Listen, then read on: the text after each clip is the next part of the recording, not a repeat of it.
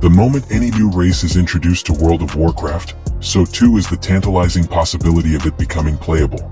With the exception of Battle for Azeroth's flood of allied races, new playable races are few and far between. They tend to alternate with or accompany new classes, and integrating them well within the game's established lore is no simple feat. Given its momentousness, the event of a new playable race needs to be nailed on the head, providing an engaging and unique experience for players to jive with.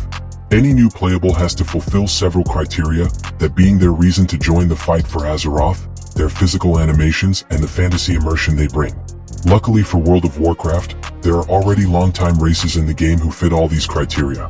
The Sethrak are a serpentine race native to the rolling desert sands of Valdun, on the island of Zandalar. While only banished and desperate trolls manage to live here, the Sethrak thrive. These cobra-like people are excellent spellcasters and shamans, having a particular affinity towards lightning magic.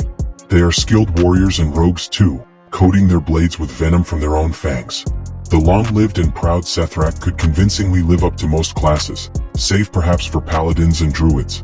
Several Sethrak enlisted the aid of outsiders during Battle for Azeroth's campaign to help them in a civil war.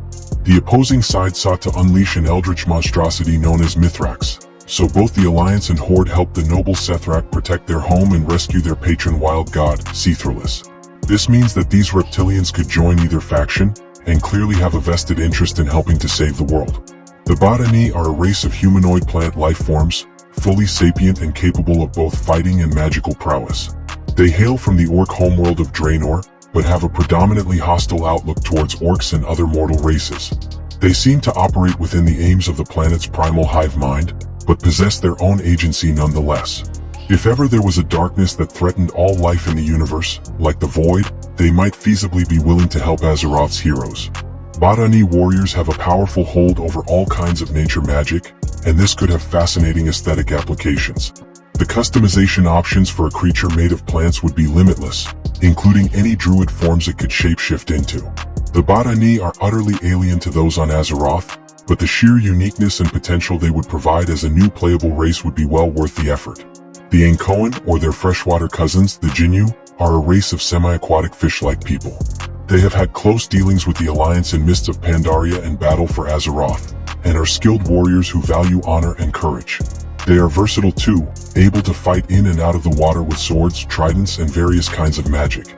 If the game ever took a turn towards more nautical or marine prospects in a future expansion, the Ankoan would make for an excellent choice.